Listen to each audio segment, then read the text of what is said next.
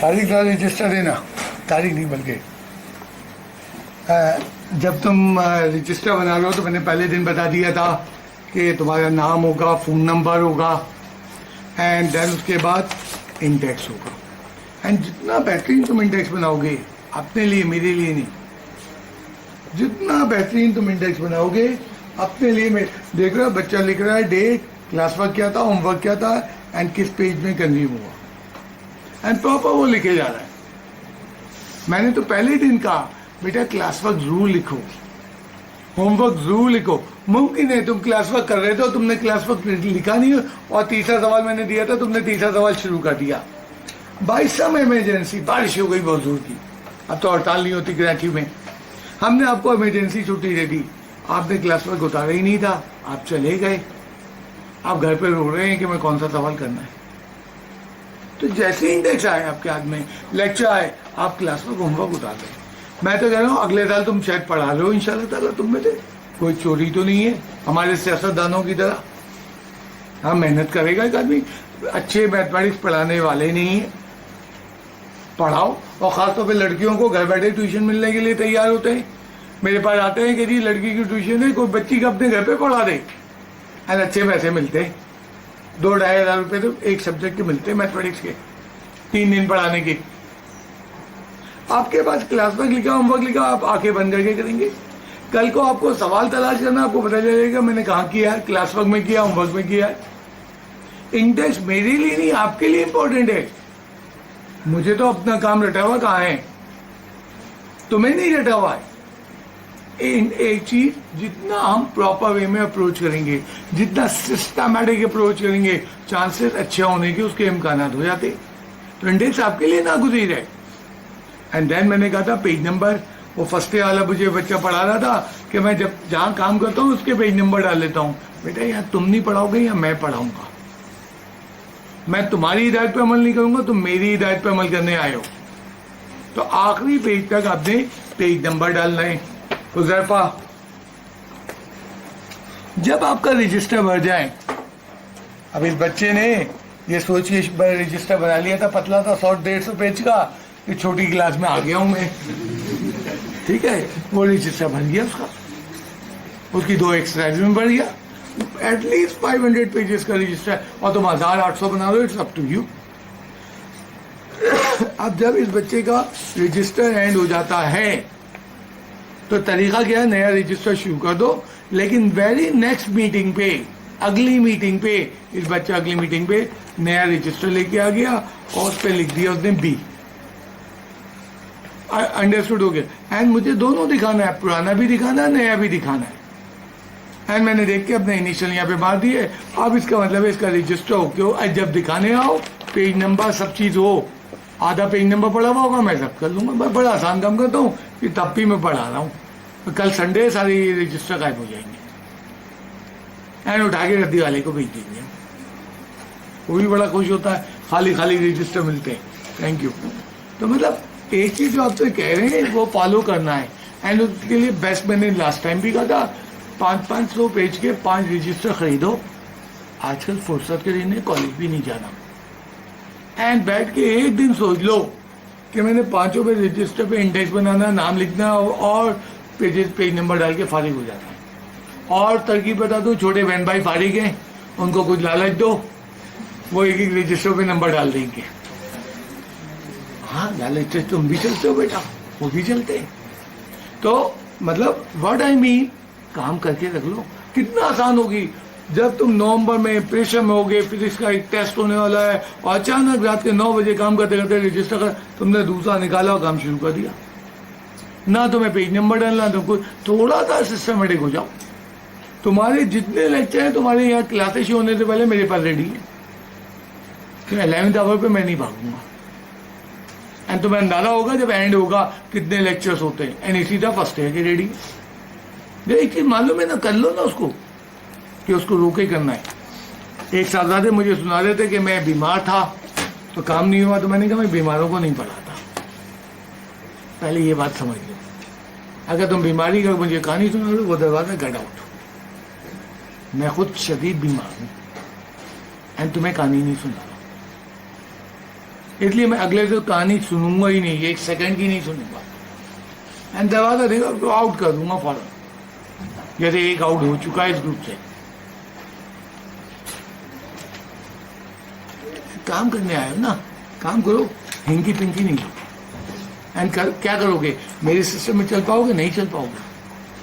हाँ, काम करने का मूड है, आप काम करना। अब जैसे मिसाल के तौर पे कल वो मैंने एक सवाल किया था आइसोसेलेस वाला, कल मैंने एक सवाल किया था आइसोसेलेस वाला, उसके अंदर क्या था, आइसोसेलेस वाले में वो मेरे ख्याल से कौन सा था, क्वेश्चन नंबर 2 था शायद, 1 था। अब बाद लोग घर जाते जाते भूल गए, कोई मसला नहीं, आज 2:30 बजे क्लास खोल दी थी हमने, आप आते लेक्चर उठाते दे दिए थे। अब ये निकम्मा बच्चा जो आप क्वेश्चन नंबर 1 नहीं करके आया, जो अभी भी रोता है, अरे यार क्वेश्चन 1 मुझे समझ में नहीं, क्यों नहीं आ रहा था, 2:30 बजे क्यों नहीं आए। अब तुम नहीं आके नहीं किया, 1 बाद में करते हुए मुझे मिले, मैं कुछ नहीं करूंगा, 500 दफा 1 करवा लूंगा तुमसे, इतने प्यार से करवाऊंगा तुम्हें अंदाजा ही नहीं है। अल्लाह ताला ने चैम्बर ऊपर लगाया ना तुम्हारा, तुम्हें पता था 1 टीचर ने समझा दिया, बाद बच्चों की मेमोरी बड़ी अच्छी होती है, उनको समझा दिया, वो घर जाके फौरन कर लेते हैं। बाद बच्चे समझाओ 15 मिनट बाद उनके नहीं आता, उसका तरीका क्या, आप भाई आ जाओ ना 2:30 बजे, लेक्चर मौजूद है देख लो। आप फिर भी नहीं कर रहे हो तो फिर हम करवा लेंगे, छोड़ेंगे तो आपको फिर भी नहीं। अच्छा, चलने से पहले मुझे डेरिवेशन करनी है आज, फिर मैं आगे बढ़ूंगा। आज की डेरिवेशन अब तक मेरी आज 6ठी क्लास है और ये 5वीं डेरिवेशन है, पहली क्लास में डेरिवेशन नहीं हुई थी। तो आज की डेरिवेशन जो हमारे पास आ रही है ये सबसे टफ है इन चारों के मुकाबले में, एंड ये चैप्टर की one of the toughest derivation है। एंड ये डेरिवेशन कह रही है कि मुझे जाके रात 12 बजे से पहले पहले लिखो और 2-3 दफा लिखो अगर समझना है, अदरवाइज ये समझ में ही नहीं आएगी।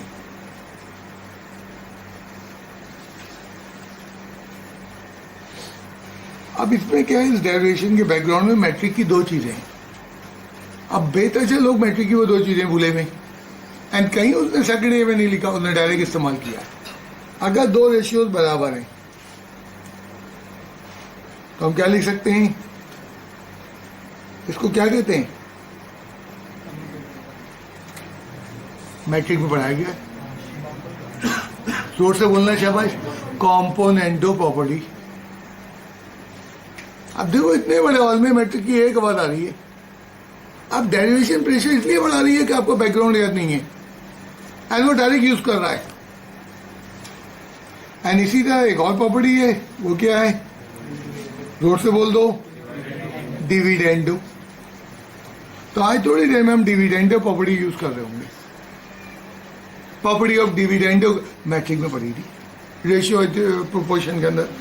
देन ज्योमेट्री का एक और लॉ जो मैट्रिक में मौजूद है, पढ़ाया नहीं या पढ़ा नहीं, वो तुम्हारे मसाइल है। ये ट्रायंगल है और ये इंटरनल बाइसेक्टर है, ये मिड पॉइंट है। इंटरनल बाइसेक्टर का मिड पॉइंट से कोई ताल्लुक नहीं है। हाँ, इक्विलेटरल ट्रायंगल में इंटरनल बाइसेक्टर मिड पॉइंट से मिलता है, तो मैंने ट्रायंगल कहा, इक्विलेटरल नहीं कहा। ये ट्रायंगल है और ये जो है इंटरनल बाइसेक्टर है, ये एंगल 2 बराबर हिस्सों में डिवाइड कर रहा है। ये डिवाइडिंग पॉइंट डी है, इसका रेशियो क्या होगा,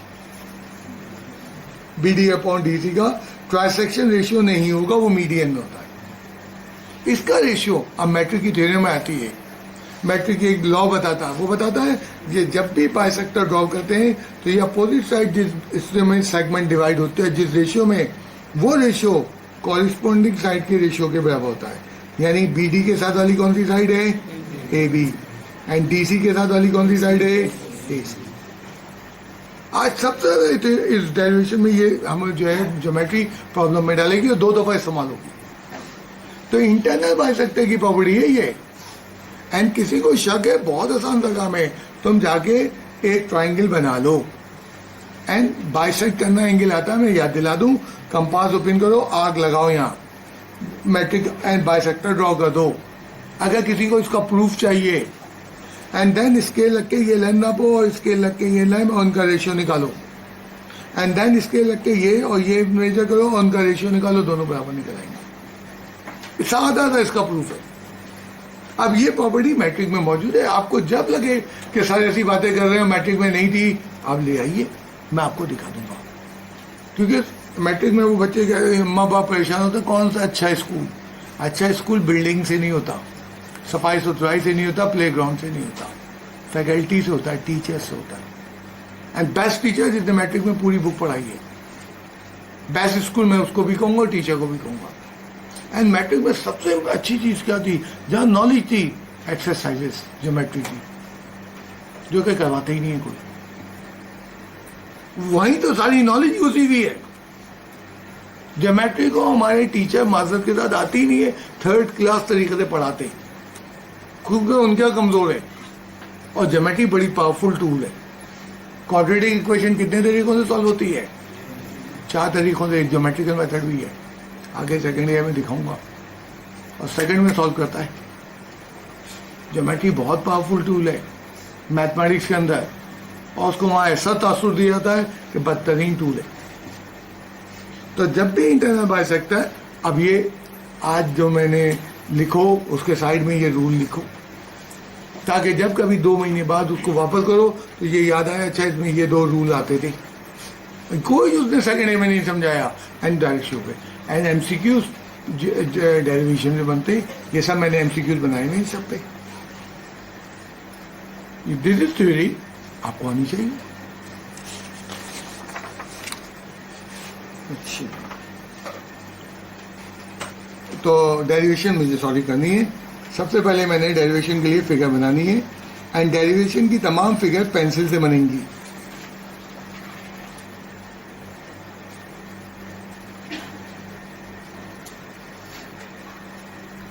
अब बच्चे ने क्योंकि 2.3 पढ़ ली है तो उसने सवाल उठाया, सर 2.3 की तरह ट्रायंगल क्यों नहीं लिया गया, तीनों अननोन क्यों रखे गए?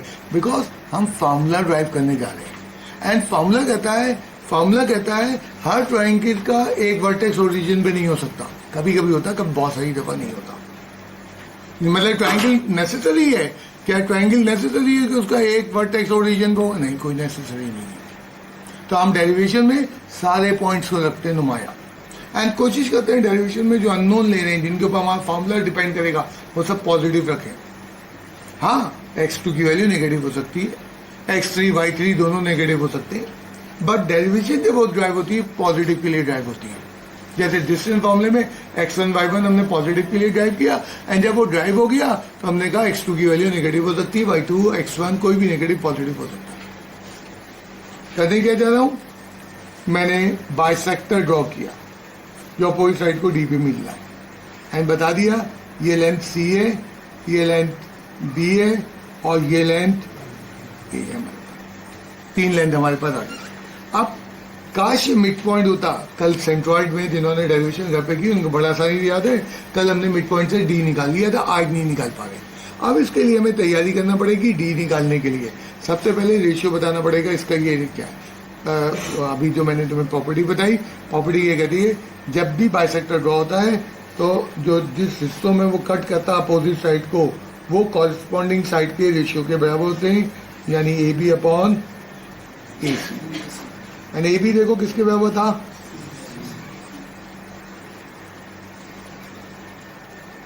ए बी किसके बराबर था, सी के, और ए सी किसके बराबर है, बी के। ये हमारा पहला स्टेटमेंट। अभी मैं थोड़ी देर में रेशियो थ्योरम की मदद से डी निकालने जा रहा हूँ। मेरे पास टर्मिनल पॉइंट मौजूद हैं, इंटरनल पॉइंट निकालना है, रेशियो नहीं था, रेशियो आ गया। एंड ये कहता है बाय ज्योमेट्री, सिर्फ ऊपर लिखा बाय ज्योमेट्री, पूरी इसके पीछे कहानी नहीं लिखी। इंटरनल बाइसेक्टर अपोजिट साइड को जो बाय डिवाइड करता है वो उस रेशियो में करता है जो कॉरस्पॉन्डिंग। हमें क्या जरूरत है, वो तो हमने मैट्रिक में पढ़ ली है, डायरेक्ट अप्लाई करेंगे। इस पे प्रॉपर्टी ऑफ डिविडेंडो लगा दो।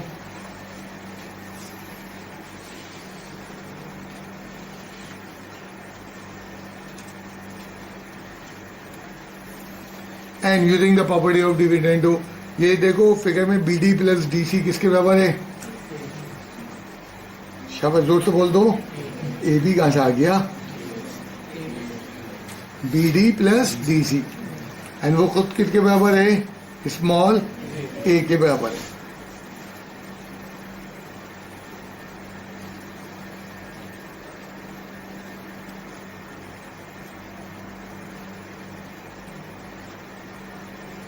लेकिन ये क्यों किया, आगे के स्टेप में काम आएगा। फिर वक्त डी निकालने के लिए ये रेशियो था, फिर मैं ये बाद में करता तो उलझन होती, तो उन्होंने भी किया, मैंने भी किया, हाथ के हाथ अगला स्टेप भी ले लिया जो कभी थोड़ी देर में काम आएगा, रेफरेंस को टू देती। अब मैं जा रहा हूं पॉइंट डी के कोऑर्डिनेट निकालने। ऑन सेगमेंट बी सी एक टफ डेरिवेशन है, एंड कोई चीज टफ नहीं होती, वो आपसे टाइम मांग रही होती है आपका।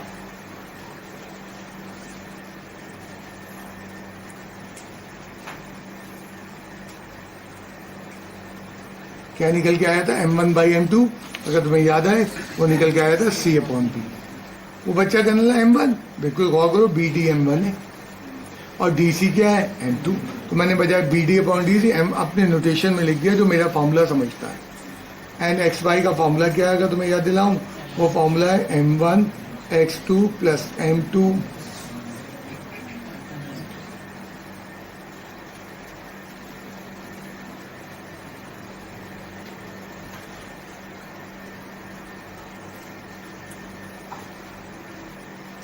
m1 c multiply by x2 plus m2 b multiply by x1, x1 की वैल्यू कितनी है, upon c plus b। And ये क्या हो जाएगा, c into y3 plus b into y2 upon c plus b। तो d के कोऑर्डिनेट क्या निकला है, ऑर्डर से लिख दूं, bx2 plus cx3 upon b plus c, और ये क्या हो जाएगा, by2 plus cy3 upon b plus c। याद है मुझे इन सेंटर निकालना, भी मैंने इन सेंटर फिगर में दिखाया भी नहीं है, क्योंकि इन सेंटर AD पे होगा। मैंने A मालूम था, D निकाल लिया पहले। अब मैं चल रहा हूँ इन सेंटर के लिए, यहाँ कहीं इन सेंटर होगा। अच्छा, इसका रेशियो 2:1, 1:2 दियो तो वो सेंट्रॉइड का होता है, इन सेंटर का कोई रेशियो नहीं होता। अब फिर मुझे एक दूसरी प्रॉब्लम में आ गया, मुझे इनिशियल पॉइंट मालूम है, फाइनल पॉइंट मालूम है, इंटरनल पॉइंट मालूम करना है, रेशियो क्या होगा, आई मीन AI/ID नहीं मालूम। अब उसके लिए मैं फिर वही ज्योमेट्री की थ्योरम जो अभी मैंने पीछे बताई वो लगाऊंगा। मैंने bisector of angle B draw किया, सारे बाइसेक्टर एक ही पॉइंट से गुजरेंगे, ये बाइसेक्टर ड्रॉ हो गया, ई तक आ गया। मैंने एंगल बी का बाइसेक्टर ड्रॉ किया और कहा इन ट्राइंगल, कौन सा ट्राइंगल है, इन ट्राइंगल ABD, क्योंकि मुझे बाहर नहीं जाना, मेरा इंटरेस्ट AI/ID है, मैं अपने इंटरेस्ट को याद रख रहा हूं। तो AI/ID इस ट्राइंगल ABD में आ रहा है, एंड क्या होगा, जो डिवाइड कर रहा है AI/ID is in the ratio of BAB upon BD। अभी हमने बात किया था बाइसेक्टर अपोजिट साइड को जो डिवाइड करता है वो कॉरिस्पॉन्डिंग साइड के। अब इसका कॉरिस्पॉन्डिंग साइड क्या है हमारी, वो AB है, एंड इसका कॉरिस्पॉन्डिंग साइड क्या है हमारी, BD है। AI अपॉन ID, AB किसके बराबर है, फिगर में देखा, C के बराबर है, एंड BD किसके बराबर है, वो हमने शुरू में निकाल लिया।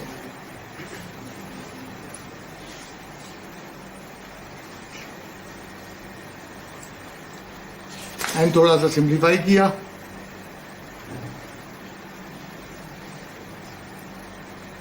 C अनचेंज होता है, ये रेसिप्रोकल हो जाता है, m1/m2।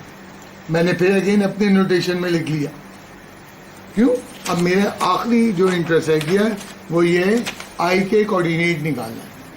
एंड I के कोऑर्डिनेट के लिए मुझे इनिशियल पॉइंट मालूम है, फाइनल पॉइंट मालूम है, इंटरनल मालूम करना है, रेशियो अभी मैंने क्लियर किया है कि रेशियो जनाब m1/m2, बजाय AI/ID लिखूं उसको मैंने अपने नोटेशन में m1 m2 कहना शुरू कर दिया। On segment AD,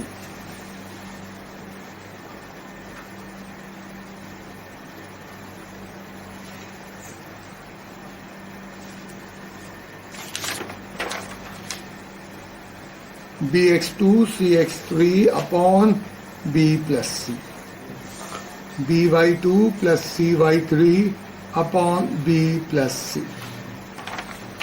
on segment AD आई मुझे मालूम करना है, एक्स वाई एंड रेशियो क्या है m1, एंड यहाँ से मैं फार्मूला ड्राइव करने में अभी कामयाब हो जाता हूँ तुम्हारे साथ साथ। मैंने एक्स का फार्मूला लगाया, एक्स इज तो इन सेंटर का फार्मूला भी 2.2 का है, रेशियो थ्योरम से रहा है।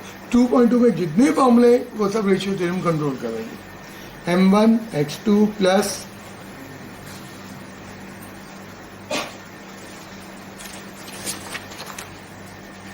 m1 मेरे पास क्या है b plus C, and x2 की वैल्यू काफ़ी हैवी इजी है, b of x2 plus c of x3 divided by b plus c plus m2 की वैल्यू मेरे पास a मल्टीप्लाई बाई x1 की वैल्यू के पास से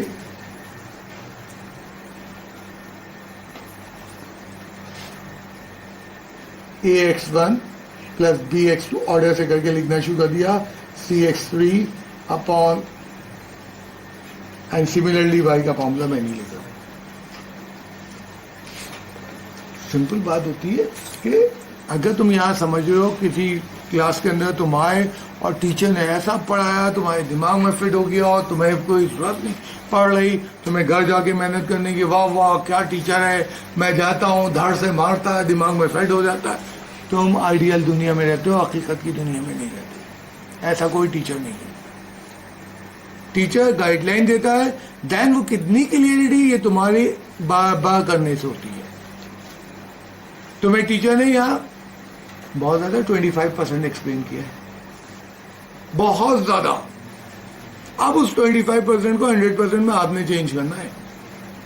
बाद दफा टीचर करता है शायद एक को 25% समझे, एक को 5%, अब आपने जाके क्लियरिटी लानी है। अब आज 12 बजे मैं बार बार इसलिए कहता हूँ 12 घंटे तक याद रहता है इंसान को। अब टेक्निकली रात के 3-4 बजे तक अगर तुम जाग रहे हो तो 3 बजे तक, 12 घंटे के बाद इंसान के दिमाग में दूसरी चीजें आ जाती है और पुराने आइडियाज धुंधले होने लगते हैं, जो उसने सुना वो भूलने लगता है। तो बेहतर तरीका है आज रात 12 बजे से पहले मेरे होमवर्क भी कंप्लीट हो और डेरिवेशन भी हो, एंड देन तुम्हारे पास इतवार पीर मंगल डेरिवेशन को रिपीट करो। जब डेरिवेशन को 1 दफा करो, 2 दफा, 3 दफा, तुम्हें क्लिक होगा क्या पॉइंट के लिए, आ जाओ मेरे पास। मैं अब तुम जमा कर रहे हो 12 डेरिवेशन को एग्जाम से पहले, कुछ याद नहीं रहेंगी तुम्हें। It's up to you. And मैं तो बिल्कुल सही तरीके से चल रहा हूँ, एक दिन में एक, मैं कोई भाग ही नहीं रहा हूं। अब तुम नहीं चल रहे हो, तुम जानोगे। तो डेरिवेशन अगर तुम ये समझो मुझे 100% के लिए, वेरी सॉरी, नहीं होती। तुम्हें जो है मेहनत करना पड़ेगी। होता ही है, सुबह जब मैं यहाँ आता हूँ रूम में 8-8:30 बजे लाजमी आता हूँ, एंड हर चीज़ अपने सारी चीज़ें ऑर्गेनाइज देखता हूँ, आज क्या पढ़ाना है, लेक्चर की मेरी स्क्रिप्ट रेडी है नहीं है सब, और साथ साथ जब मुझे याद है क्या पढ़ाना है, कोई जैसे डेरिवेशन 1 साल पहले की थी, मैंने भी हल्का सा लिखा। अब जाहिर पूरी तफसील से नहीं लिखा हूँ, मुझे समझ में, मैंने अपने पॉइंट बनाए, मैंने हर डेरिवेशन में अपने पॉइंट बनाए। बड़ा आसान सा पॉइंट है। नंबर 1 रेशियो चाहिए इसका, नंबर 2 पॉइंट चाहिए, नंबर 3 इसका रेशियो चाहिए, नंबर 4 मैंने इस डेरिवेशन को 4 हिस्सों में तोड़ा अपने दिमाग को। अब तुम याद करो, तुम्हारी 50-60 डेरिवेशन फर्स्ट ईयर की, 50-60 डेरिवेशन सेकेंड ईयर की।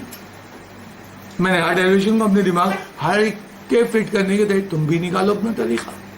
जब 4-6 दफा करोगे तो तुम्हें समझ इसके की पॉइंट्स क्या है, एंड वो की पॉइंट साइड में लिख लो, ताकि जब 2 महीने में 6 महीने उसको देखो तो की पॉइंट याद दिला दे, ये 4 स्टेप थे, 5 स्टेप थे। तो one of the toughest derivation is chapter number 2 की। चैप्टर 2 में 12-14 डेरिवेशन हैं, आएंगे भी और भी बहुत सारी, बट ये सबसे मुश्किल और सबसे लंबी और टेढ़ी डेरिवेशन है। एंड इसमें खासतौर पे मैट्रिक का ज्योमेट्रिक आइडिया बहुत तंग करता है, एंड लोग यही भूल जाते हैं। थोड़ा सा जो है तुम्हारे होमवर्क पे डिस्कस करते चलते हैं, एंड देन उसके बाद कल ये सवाल क्लास वर्क में था।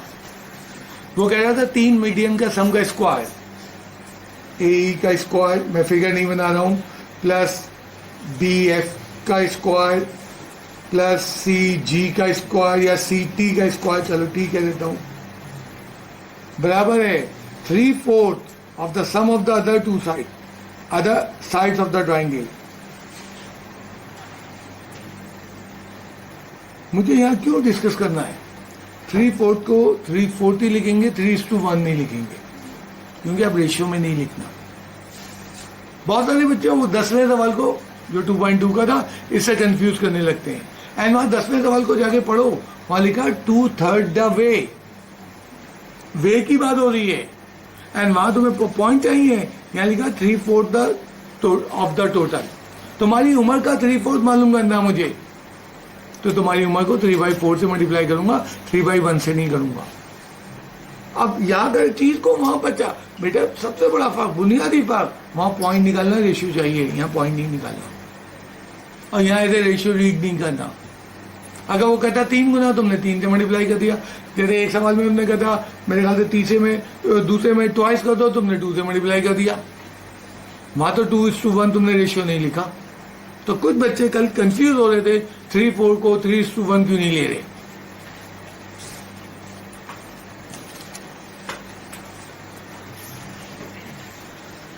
प्लेन क्या होता है? क्योंकि उसने एक पॉइंट की बात की है, पॉइंट पी उसने नाम दिया है, in the plane of the triangle. Plane इस सरफेस को कहते हैं जहां हमने ट्राइंगल चूज किया है।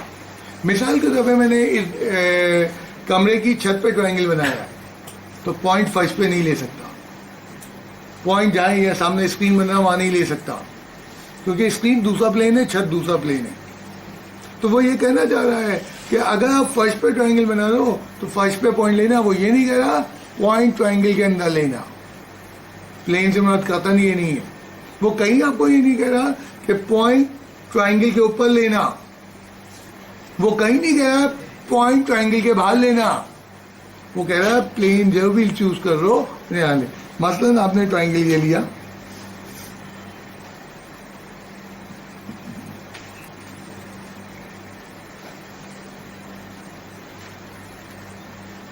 एंड पॉइंट यहां ले लिया, पॉइंट यहां। अब पॉइंट जब हम लेंगे हम शो नहीं करेंगे फिगर में, क्योंकि मिसाल मैंने यहां शो कर दिया, यहां क्यों लिया? तो हम लिखेंगे let pxy be a point. तुम्हें xy पसंद नहीं आ रहे, mn लिख लो, mn लिख लो, कोई भी अल्फाबेट ले लो इनको छोड़ के। पॉइंट को दिखाएंगे नहीं, क्यों दिखाएंगे तो कंफ्यूजन हो जाएगा।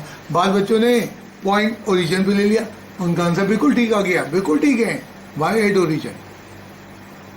गलत हो गए, क्योंकि उसने ओरिजिन नहीं कहा। कुछ बच्चों ने midpoint of the side को पी ले लिया, बिल्कुल ठीक है, midpoint of the side of the triangle also lies in the plane of the triangle, but Y at midpoint. उसको तुम जस्ट जब हम कहते हैं ना इन ए ट्राइंगल, तो इन ए ट्राइंगल का मुराद होता है राइट ट्राइंगल, खत्म नहीं होता। इन ए ट्राइंगल का मुराद होता है ट्राइंगल की बात कर रहा है, नॉट नेसेसरी कि राइट हो। तो जब वो पॉइंट की बात कर रहा है इन द प्लेन, तो वाई उसको आप एक पर्टिकुलर जगह पे ले रहे हो। आई मीन मिड पॉइंट पे या यहाँ क्यों चक्कर में हो? कहीं नहीं लिखा फिगर में pxy be the point in the plane of the triangle. तो ये सवाल तीसरा आज चेक नहीं हो रहा है, ये कल चेक होगा। कल से मुराद नेक्स्ट मीटिंग में इसको करेक्ट कर लेना। एंड जो लेंथ तुमने यहाँ GA GB GG निकाली है और पार्ट 2 में दोबारा जरूरत पड़ रही है, उसको रिकैलकुलेट नहीं करना, वहीं पार्ट 1 से कॉपी कर देना, क्योंकि सवाल एक्स्ट्राऑर्डिनरी लंबा है। सब बातें घंटा से 1 घंटा लगता है दोनों पार्ट करने में, ये इतनी जल्दी नहीं होते। बस मुझे कंसेप्ट क्लियर करना था प्लेन का। अब लेकिन मैं सोचो इतनी बड़ी छत है और मैंने यहाँ ट्राइंगल बनाया, एक बच्चा वहां कोने में ले सकता है, तो मैं ट्राइंगल के अंदर क्यों दिखा रहा हूँ? इसलिए कि मैं मिसकंसेप्ट हूँ। तो हम तुम्हारे कंसेप्ट के ऊपर हमला कर रहे हैं sir. Be any other point the plane of a triangle, in the plane of a triangle, मतलब जहाँ ट्राइंगल बनाएंगे उसी के प्लेन ये नहीं है, प्लेन ये पूरा है। बार बार मिसाल दे रहा हूँ, पूरी छत प्लेन है, ट्राइंगल यहाँ बना रहा हूँ, पॉइंट वहां ले रहा हूँ, यही तो समझाना चाह रहा हूँ। In the plane of the triangle, जिस प्लेन में ट्राइंगल है, इनसाइड द ट्राइंगल नहीं कहा उसने, इन द प्लेन का मुराद लो। तो हम बचपने में जो ज्योमेट्री पढ़ते थे उसको कहते थे प्लेन ज्योमेट्री। अब क्या किया उस प्लेन ज्योमेट्री को लोकेट करने के लिए कि ये जगह कहाँ है, ये जगह कहाँ है, हमने XY सिस्टम डाल दिया उसमें। अदरवाइज प्लेन ज्योमेट्री में जगह लोकेट नहीं हो रही थी।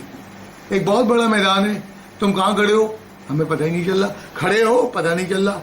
तो उसको पता चलाने के लिए हमने मैदान के एक पॉइंट को कह दिया ओरिजिन, ये हॉरिजॉन्टल ये वर्टिकल, अब तुम कहाँ खड़े हो पता चल गया। तो एक्स वाई प्लेन भी प्लेन के अंदर ही है। तो प्लेन से बना दिए नहीं इनसाइड द ट्राइंगल, प्लेन से बना दिए नहीं ऑन द ट्राइंगल, प्लेन से बनाते anywhere in the plane. Anywhere ये भी है, एनीवेयर ये भी है, इसलिए उसको जनरलाइज कर दो। कंसेप्ट को, ये एक्चुअली कंसेप्ट को सही कर रहा हूँ। जिस बच्चे ने ओरिजिन से मैं कहता हूँ साइन कर दूँ, कंसेप्ट नहीं आ रहा उसके, ज्योमेट्री के छोटे छोटे बुनियादी कंसेप्ट क्लियर हो। और बोलो कुछ और कम। क्वेश्चन नंबर 1 तो मैंने भी तुम्हें बताया, कल डिस्कस हो गया था। आगे तुम्हें जो है, अगर तुमने कर लिया इज वेरी गुड, नहीं किया तो आगे तुम्हें जल्दी देखना था।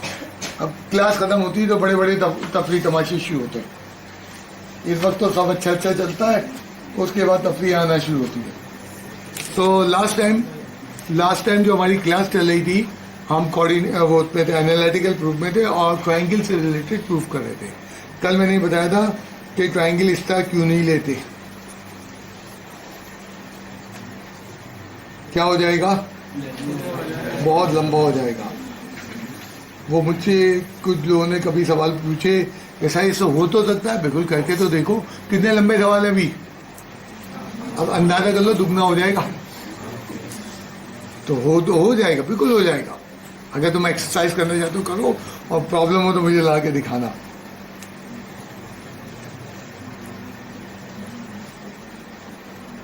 फिर मैंने सजेशन दी,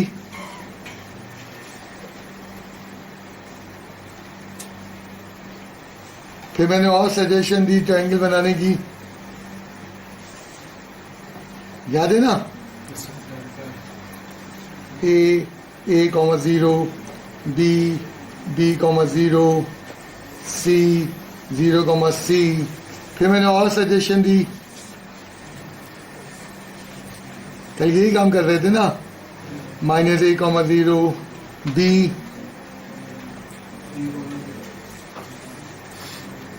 फिर मैंने मना किया, किसको मना किया, ये कब इस्तेमाल होगा, शाबाश, राइट ट्रायंगल होगा। और राइट ट्रायंगल पे एक एग्जाम्पल है, राइट ट्रायंगल पे एक एग्जाम्पल है, जब आए तो यही यूज करना।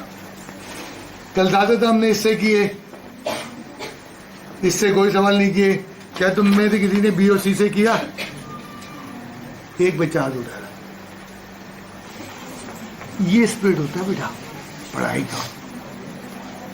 पढ़ाई का ये स्पीड आता है कि यार एक सवाल तो मैं बी से या सी से करके देखूं। तो मेरा काम तो नॉलेज देना है, फुल नॉलेज है। सामने वाला प्यासा ही नहीं है। जब सामने वाला प्यासा नहीं है तो मैं क्या करूं? बोला कि बिल्कुल ठीक है, जिन्होंने किया 100% नंबर में नॉलेज मिस कर रहे हो तुम कुछ। एंड तुम 2.3 की थ्योरी पढ़ो, वो सब यही सिखा रहा है कि 2.3 में कोई फार्मूला ही नहीं। उसने थ्योरी में समझाया है कि एक फिगर में कोऑर्डिनेट कैसे सिलेक्ट होते हैं और क्या क्या बातें ख्याल की जाती हैं। एंड तुम करना ही नहीं चाहते, तुम्हारी मर्जी। एक बच्चे ने किया, मतलब गैप तो बहुत है सब्जेक्ट की, हर सब्जेक्ट की डेप्थ है। आप सर्जरी गुजारना चाहते हैं, गुजार लीजिए, फिर डिफरेंस आ जाएगा अब में और दूसरे में। ओके, आज हमारे 6 सवाल ट्रायंगल से रिलेटेड नहीं है। आज हमारे 6 सवालों में क्या है? पैरेललोग्राम है, स्क्वायर है, रेक्टेंगल है, ट्रेपेजियम है। अभी चलते हैं और देखते हैं कि पैरेललोग्राम के कोऑर्डिनेट कैसे सिलेक्ट होंगे। अब मैंने कहा फॉर्मूला नहीं है 2.3 में, वो समझ है कि कोऑर्डिनेट कैसे होंगे। मैं फिर बता दूं, ये जो तुम होमवर्क करके आ रहे हो 2.3 में 8 नंबर का सवाल होता है, फिगर कंपलसरी होती है। अब बच्चे ने फिगर बनाई नहीं है और सवाल सॉल्व कर दिया है, तो वो जो मैंने चेकर बिठाए हुए हैं उनको मैंने क्लियर इंस्ट्रक्शन दी है, सवाल काट दो पूरा। बच्चे ने क्वेश्चन के आखिर में फिगर बनाई है। क्या मैं तुम्हें पहले सवाल समझा दूं फिर फिगर बनाऊं, समझ में आ जाएगा? तो क्वेश्चन के आखिर में कोई फिगर बना रहा है तो इसका मतलब है वो छाप रहा है, छापते हुए काम को काट दो। पेंसिल से फिगर बनानी है, बच्चा पेन से बना के लाया, होमवर्क में काट दो, पूरा सवाल काटो, क्योंकि वो सुन नहीं रहा तो उसको सुनाएंगे, फिर जोर से सुनाएंगे उसको। तो आज इन तमाम बातों पर सवाल कर जाएगा और दोबारा करना पड़ेगा।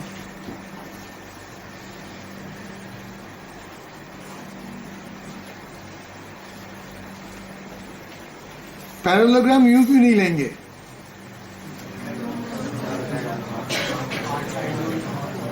पैरेललोग्राम इस तरह क्यों नहीं लेंगे? इसलिए नहीं लेंगे कि पैरेललोग्राम ही नहीं है। अगर ये पैरेललोग्राम होता तो इसकी लेंथ नाप लो, अपोजिट बराबर आनी चाहिए। तो ट्रायंगल में तो ये था, वो ट्रायंगल था लेकिन वो लंबा ज्यादा था। पैरेललोग्राम तो है ही नहीं, तो पैरेललोग्राम इसलिए नहीं लेंगे। हाँ, हर चीज समझाता हूं और वो तुम्हारी मेमोरी साथ चले तो बड़ा मजा है। अब पैरेललोग्राम कैसे लेंगे? पैरेललोग्राम की कैरेक्टरिस्टिक डालेंगे फिगर के अंदर और कोऑर्डिनेट वो निकालता जाएगा।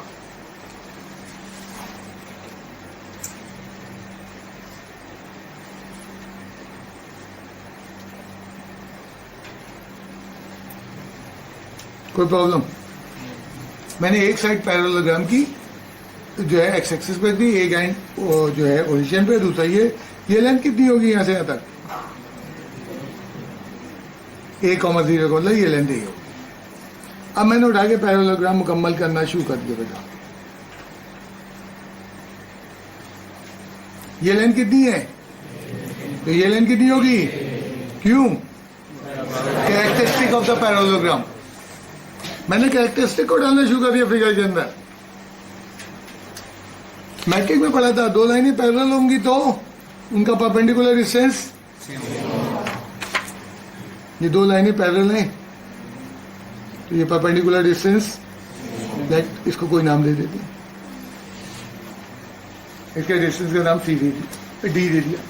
इसके कोऑर्डिनेट लिखूं मैं सी कॉमा डी, वाई की वैल्यू तो डी है, एंड ये लेंथ याद आता कितनी ले ली मैंने? टोटल सी ले ली।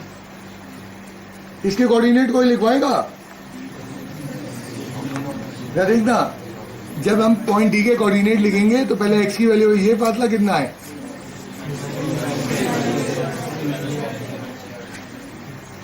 जिन्हें नहीं देखा, ये फासला कितना है? ये फासला है टोटल सी में से ए निकाल दो, सी माइनस ए, एफ सीसा की वैल्यू, एंड वाई की वैल्यू ना, ये कोऑर्डिनेट पैरेललोग्राम। एंड तो मैं जो चीज चेक करना चाहो पैरेललोग्राम की कैरेक्टरिस्टिक पूरी होगी। मैं दोबारा समझा देता हूं। जो गिर गया, शहीद हो गया, आजा फटाफट। अब 2.3 में ये समझना है, देयर इज नो फॉर्म। हर फिगर की कैरेक्टरिस्टिक से कोऑर्डिनेट बनते हैं। कल एक ही कैरेक्टरिस्टिक थी, 3 non collinear point determined a triangle. कल 3 पॉइंट लेते हुए एक फॉर्मूला था मेरा, पॉइंट एक के ऊपर नहीं होगा और एक लाइन में नहीं होगा, नॉन कोलिनियर होंगे। कल मैंने पूरा ख्याल किया नॉन कोलिनियर, आज मैं नॉन कोलिनियर से बच गया हूं और मैं कुछ और आ गया हूं।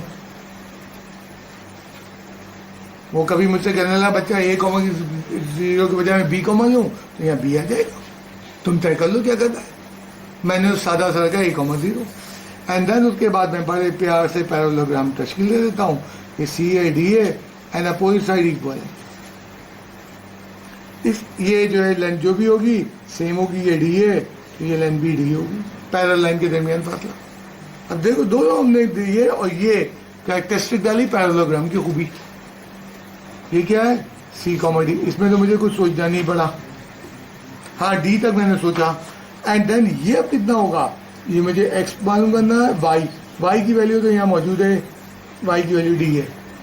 अब ये फासला कितना है? बड़े आराम से देखो, ये टोटल लेंथ सी है, इसमें से ये माइनस कर दो तो ये आ जाएगा। अब जिस वक्त पैरेललोग्राम का सवाल आएगा, ये सब थोड़ी करेंगे, हम लिखेंगे consider the following parallelogram with the vertices, और वो हमने फॉर्मूले की तरह रटा हुआ होगा। समझाया सब कुछ, आखिर में बताया रटा हुआ होगा सी कॉमा डी, एंड डी क्या होगा? कुछ नहीं लिखाऊंगा। अब जो तुम पैरेललोग्राम की कैरेक्टर तुम ये लाइन निकालो, ये नहीं बराबर आएगी, ये लाइन निकालो, ये लाइन निकालो, बराबर आएगी। और भी चीजें पैरेललोग्राम की अपोजिट साइड पैरेलल भी प्रूव हो सकती है, एंगल भी प्रूव हो, इन सब चीजों की खूबियां रखता है क्योंकि ये पैरेललोग्राम के सिस्टम से डेवलप हुआ है। कुछ कहना चाह रहा हूं? स्क्वायर कैसे लेंगे?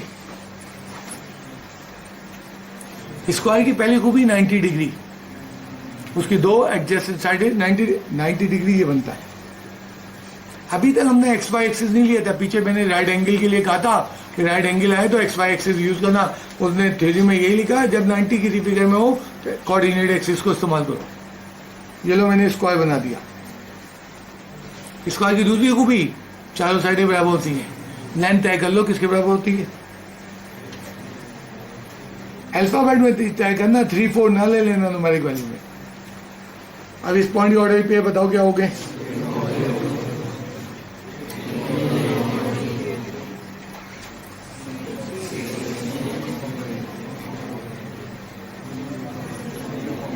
कितना आसान है स्क्वायर। हमने स्क्वायर की खूबियां देखी उसके अंदर, 90 मारा, इक्वल साइड मारी, कोऑर्डिनेट लिख दी। स्क्वायर पे एक सवाल है, जो बच्चा फिर फिसला फिर देख लेते, बजाय तुम फिर कहो मैं दोबारा से करके ही दिखा देता हूं। लेंथ तय कर लो, तुम्हें सीसी पसंद आ रहा है, तुम्हें डीडी पसंद आ रहा है, ये चारों लेंथ एक ही होंगी, मुझे यही पसंद आ रहा है।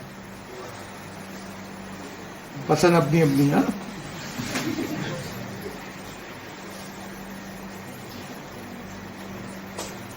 सी के कोऑर्डिनेट लिखना है, एक्स बताओ वाई बताओ। इस पॉइंट के कोऑर्डिनेट लिखना है, एक्स बताओ, on the Y axis X 0 होता है एंड ये वाई की वैल्यू। अब जो भी सवाल वो स्क्वायर करेगा, स्क्वायर कहते हैं ये आपको फिगर बनानी है।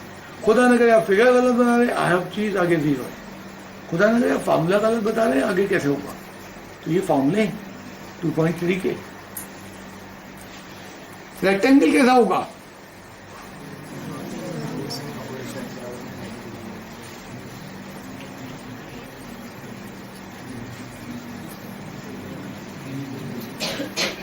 और 90 डिग्री पहले भी यूज किया। अब कोऑर्डिनेट लिख दो।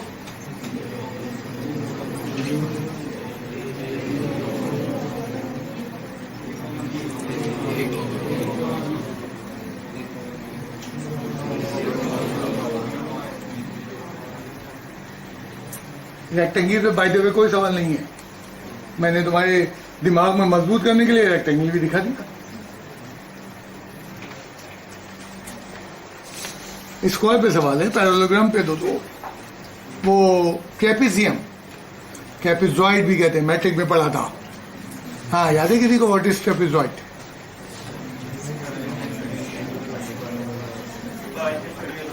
हाँ,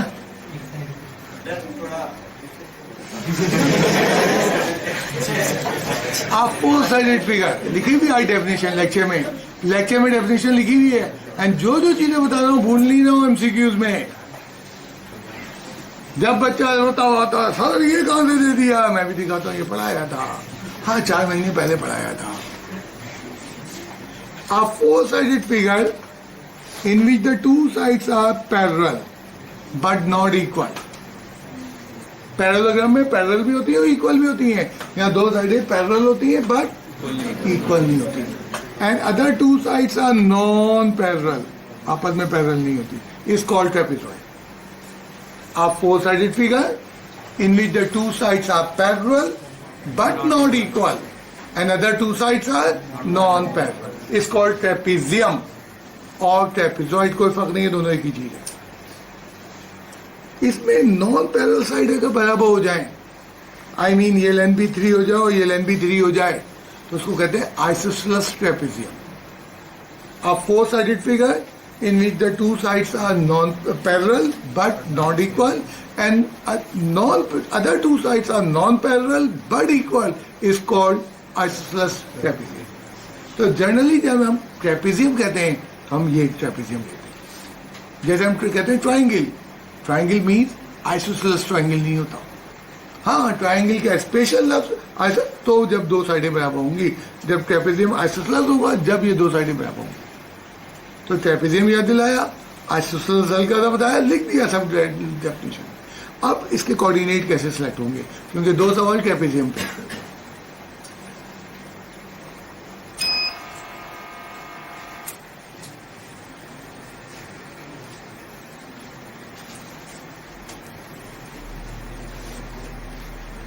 अच्छा करना ए कॉमा 0, ये हमारे पास ए 0 0 और बी ए कॉमा 0, दो हमने पॉइंट बड़े बड़े मजे से ले लिए। बेशक ये लेंथ ए, इसका मुझे कोई यूज नहीं है, बेशक ये लेंथ ए, मुझे इसका कोई यूज नहीं है। ये साइड और ये साइड पैरेलल है। अभी पैरेलल की क्या बातें उनकी, एक प्रॉपर्टी है ट्रेपेजियम की, opposite sides are parallel. C C comma D, D E comma D, क्योंकि यहाँ लेंथ की कोई प्रॉपर्टी नहीं है। पैरेललोग्राम में ये लेंथ और ये लेंथ बराबर थी, यहाँ ही नहीं। तो इसलिए जब लेंथ की प्रॉपर्टी नहीं है तो हमारे एब्सिसा पे कोई प्रेशर नहीं पड़ा।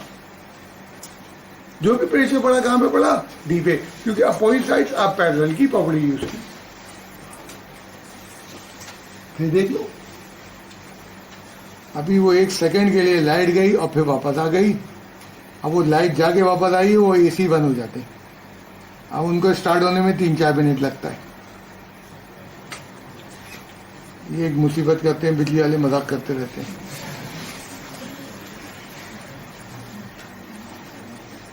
सिस्टम फुल लोड में चल रहा, उन्होंने बंद करके खोल दिया। ए के कोऑर्डिनेट भी, द प्रॉपर्टी ट्रेपेजियम की है, opposite sides are parallel and when two lines are parallel on their distance, perpendicular distance remains same.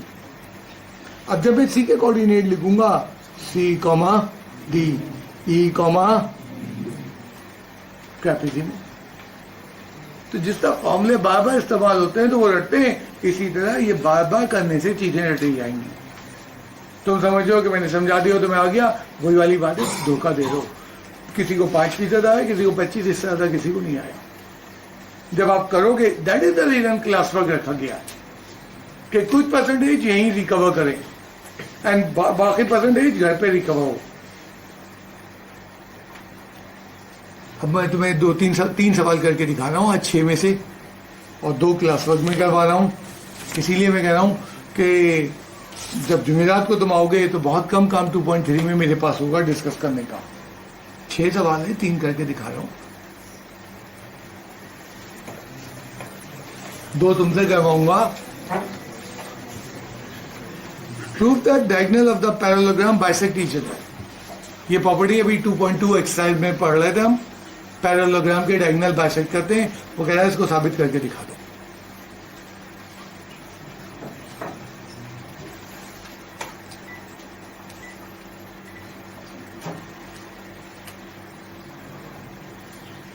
तुम आके एक दफा सब पे इसी के ग्रिप चेक करो, किसी का बंद तो नहीं हुआ है।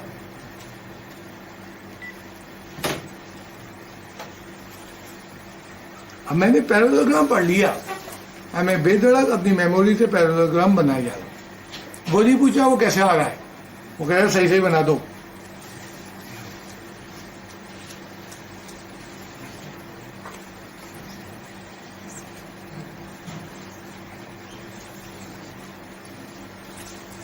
खुदा न करे हमने यार कोई गलती की, आगे प्रूफ नहीं होगा। बड़ा आसान सा है, ये आपका फार्मूला है जो फिगर की फॉर्म में है।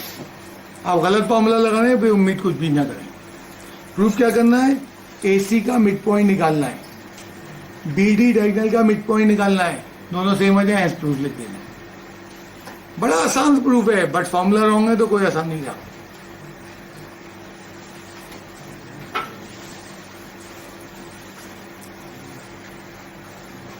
मिड पॉइंट निकालने के जो तरीके हैं वो अपने करते जाओ पूरा।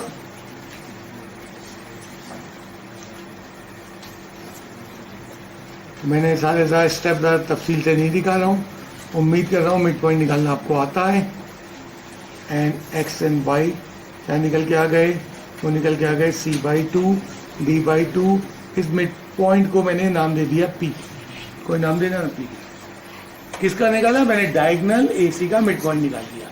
सेकंड डायगोनल मिड पॉइंट है ऑफ द डायगोनल कौन सा है? BD। B के बताऊंगा x1 y1 क्या है, एंड D के कोऑर्डिनेट बताऊंगा x2 y2 क्या है, एंड देन मिड पॉइंट निकालने जाऊंगा x, y हो जाएगा C minus A plus A divided by 2 D plus 0/2 hence proved diagonal bisecting. मैंने अपने लिए तो आसान सवाल लिया ना, छोटा। बार बार कह रहा हूं ये फार्मूला है, और फार्मूला गलत लिखोगे तो मसाइल पैदा हो जाएंगे।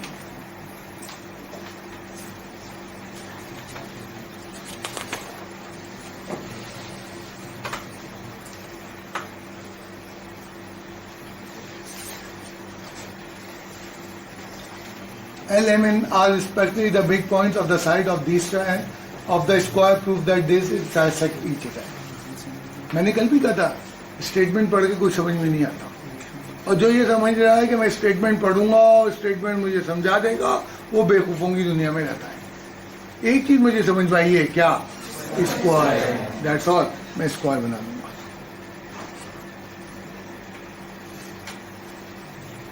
स्क्वायर का फॉर्मूला सही लिखूंगा,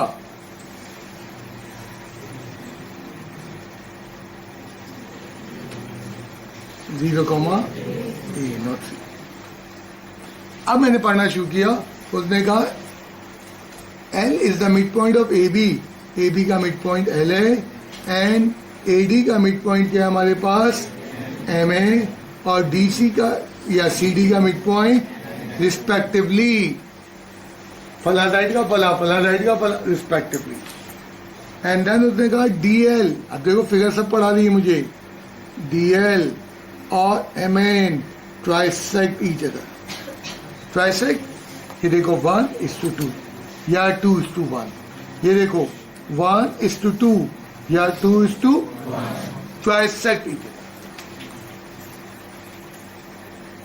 थोड़ा मुश्किल कर दिया, कुछ भी नहीं करना है, किस्सा वर्किंग करूंगा, पहले तीनों मिड पॉइंट निकालूंगा। देन अगर मैं DL सेगमेंट पे जा रहा हूँ 1:2 का रेशियो लेके पॉइंट ऑफ ट्राइसेक्शन निकालूंगा। अगर मैं DL पे जा रहा हूँ और LD पे जा रहा हूँ तो 2:1 से पॉइंट ऑफ ट्रांसेक्शन निकालूंगा। देन इसी तरह अगर मैं MN पे जा रहा हूँ तो 1:2 से पॉइंट ऑफ ट्रांसेक्शन निकालूंगा, और NM पे आ रहा हूँ तो 2:1 से पॉइंट ऑफ, और दोनों पॉइंट ऑफ ट्रांसेक्शन एंड में सेम आ जाएंगे, हैंस प्रूफ दे दूंगा।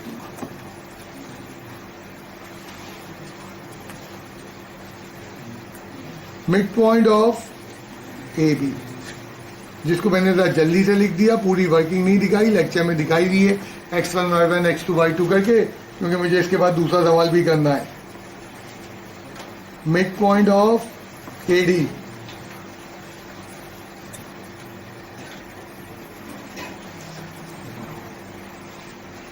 मिड पॉइंट ऑफ DC,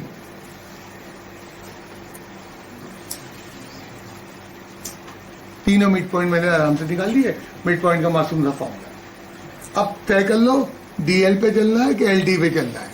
मैं DL पे चल रहा हूँ। वो बच्चा मुझसे कुछ साल पहले कहने लगा, सर ये तो आपने तस्वीर से देख लिया, मैं बनाऊंगा तो ये बड़ा बन जाए, ये छोटा। तुम स्क्वायर बनाना, सर्किल नहीं बनाना, एंड नामुमकिन है वो कुछ होगा। और मिड पॉइंट को ज्वाइन करना, मैंने अंदाजे दिए मिड पॉइंट को करना, तुम वर्टेक्स को ना करने लगना, इंशाल्लाह ताला कोई गड़बड़ नहीं होगी। पेंसिल से फिगर बनाओ, नापना तोलने की जरूरत नहीं है, खुद ब खुद ये छोटा हिस्सा होगा, ये बड़ा होगा। 1:2 और 2:1, दिस इज द प्रॉपर्टी। ये जितने आप लॉ पढ़ रहे हैं ये सब प्रॉपर्टी से।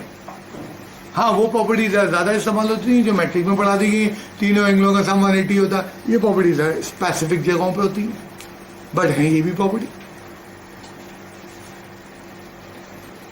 On DL segment dx1 y1 L x2 y2, क्या था L के कोऑर्डिनेट a/2, 0, रेशियो m1/m2 क्या है 1:2, क्यों है वजाहत भी लिख दो। देखो एग्जाम में क्या है, एग्जाम ना जब तुम्हारे 99 नंबर की तरफ जाता है तो छोटी छोटी गलती तलाश करता है, ये कहाँ से आ गया, हमने तो नहीं दिया था। आप लिखो, मतलब जब जिस वक्त तुम 95 को क्रॉस कर लेते हो तुम खतरनाक जोन में दाखिल हो जाते हो। वो गलती है जो दूसरों की इग्नोर की जानी है, तुम्हारी पकड़ी जाएंगी। क्यों से 100 नहीं लेना, एक बात तय करनी है अपने, और तुम्हें 100 छीनना है तो तुम बता दो उसे मुझे 100 चाहिए, या तो वैसे ही पसपा हो रहे हो तो चलो खुद हाफिज।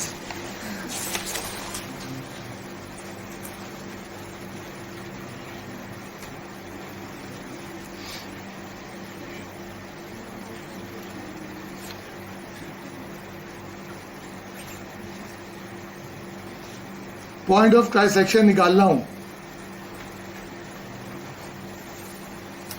डेटा मेरे पास मुकम्मल है। m1 1 मल्टीप्लाई बाई x2 की वैल्यू मेरे पास जो है a/2 है, प्लस m2 की वैल्यू 2 है, मल्टीप्लाई बाई x1 0 है, अपॉन 1 + 2 और 1 मल्टीप्लाई बाई y2 0 है, प्लस m2 2 मल्टीप्लाई बाई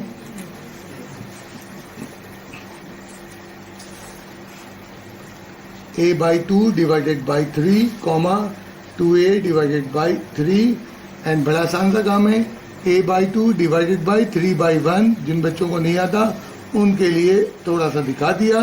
ये क्या हो जाएगा a/6 और 2a/3।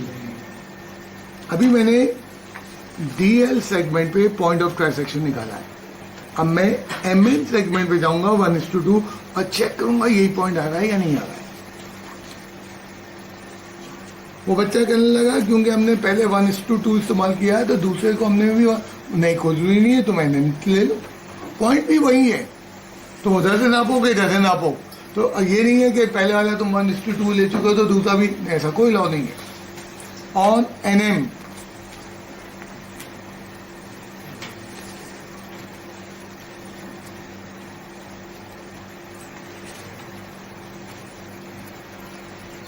लिख दो ट्राइसेक्शन रेशियो। M के कोऑर्डिनेट क्या थे मेरे पास 0, a/2 एंड N के कोऑर्डिनेट थे a/2,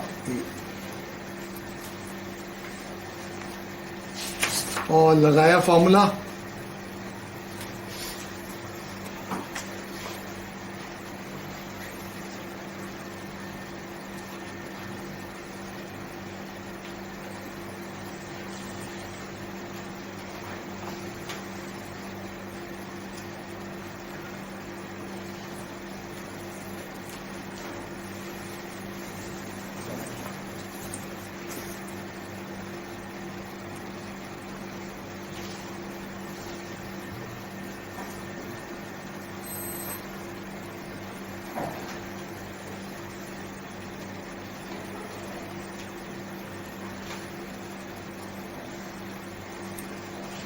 एंड अभी तुम्हें बताया 3/1 कर लेते हैं, a/2 इंटू 1/3 हो जाता है। दिस विल बी, ये क्या था 2 से 2 कैंसिल होगा, a आएगा, ये बन जाएगा 2a। Point of transaction same निकला है, लिख दो hence the two line transected each other. अगर स्क्वायर नहीं बनाया तो आगे मसले आ जाएंगे या स्क्वायर के कोऑर्डिनेट गलत है। आज के लास्ट सवाल पे जाऊं, 1 मिनट में तो नहीं होगा, उधार लेंगे। ये सब उधार वापस रहेगा। आने की क्लासेज जो 10-10, 15-15 मिनट पहले खत्म होती हैं, आ रही हैं बहुत जल्द। तो 40 मिनट में इतना काम हो जाएगा 2.5-3 घंटे का, तो हम क्यों उससे आगे जाए।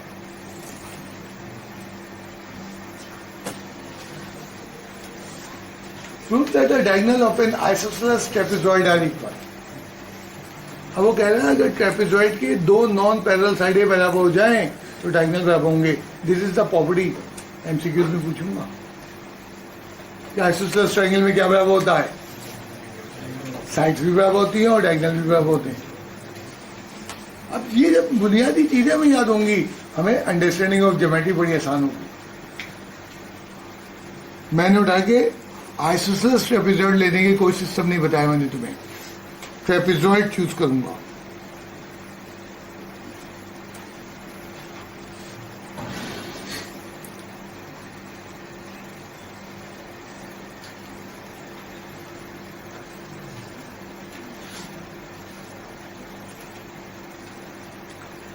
अब वो क्या दे रहा है मैं गिवन में, वो कह रहा है AD बराबर BC।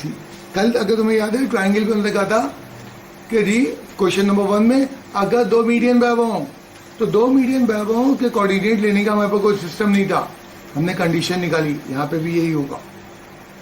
तो देन टू प्रूफ क्या करना है, यूजुअली हम लिखते नहीं है टू प्रूफ क्या करना है, समझाने के लिए क्लियरिटी के लिए लिख रहा हूँ AC बराबर है BD। एंड तुम ये दो डायगोनल अभी स्टार्ट में निकाल के देख लो, बराबर नहीं आएंगे। तुम कुछ कर लो बराबर नहीं आएंगे, बिकॉज तुम गिवन को इस्तेमाल नहीं कर रहे। एंड मैट्रिक में हम यही समझाते थे बच्चों को, जब मैंने पढ़ाया 10-12 साल मैट्रिक, बच्चों को ये गिवन इस्तेमाल करना है। जो गिवन चीजें होती हैं वो देखने के लिए नहीं होती, इस्तेमाल करने के लिए होती हैं। तो तुम जब एक चीज को इस्तेमाल नहीं कर रहे हो तो इसलिए तुम्हारा आंसर नहीं आ रहा है। तो पहले वही लंबा काम होगा, लेंथ AD निकलेगी, डिस्टेंस फॉर्मूले थे, लेंथ AD डिस्टेंस फॉर्मूले से मैंने जब तेज निकाल दी E² + D²। x1 y1 x2 y2 सब बताओगे, मैं तो टाइम को खींच रहा हूं। एंड BC की लेंथ मैंने निकाल ली, BC कहाँ गया, ये आ गया, वो हो गया क्या है E - A² + D²। And they are saying that these two length are equal.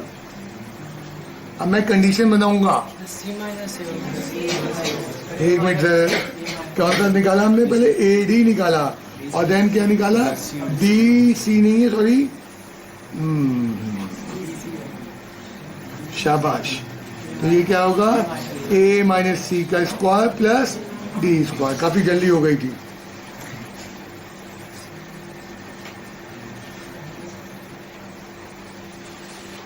And squaring both side, under root के अंदर जाना है मुझे, अंडर रूट को हटाना पड़ेगा ताकि कंडीशन ड्राइव हो सके, दे विल कैंसिल आउट।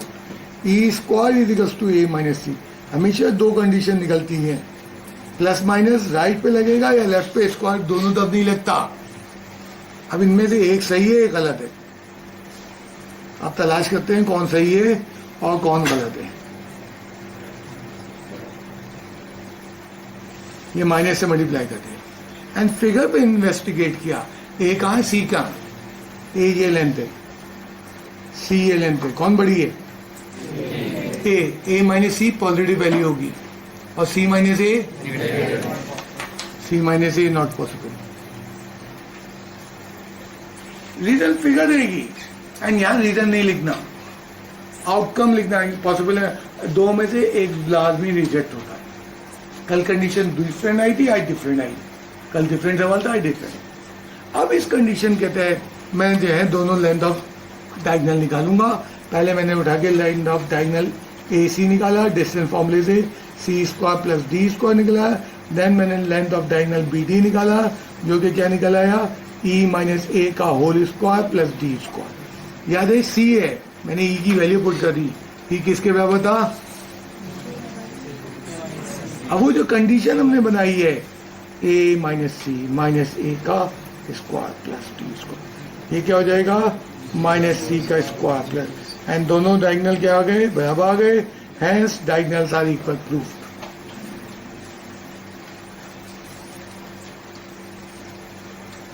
तो मैंने कल भी कहा था क्वेश्चन नंबर 1 में, जब इफ लंबा होता है तो काम लंबा हो जाता है। अगर तुम पिछले सवालों में देखो, पैरेललोग्राम वाला सवाल आज मैंने पहला किया था, वहां इफ कुछ भी नहीं था, वहां ये था एक पैरेललोग्राम है।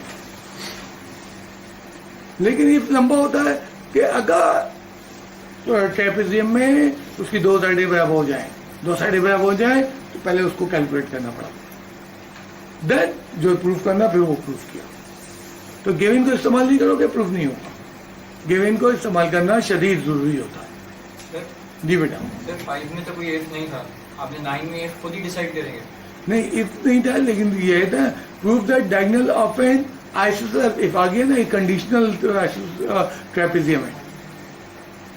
अगर ट्रेपेजियम के दो साइड इफ तो आ गया ना, वो इफ के अल्फाज में नहीं आया, लेकिन आ तो गई कंडीशन। हमें कंडीशन ये थी, मिसाल के तौर पे सिर्फ वो कहता है ट्राइंगल नहीं, वो कहता है ट्राइंगल में अगर दो मीडियम बराबर हो जाए।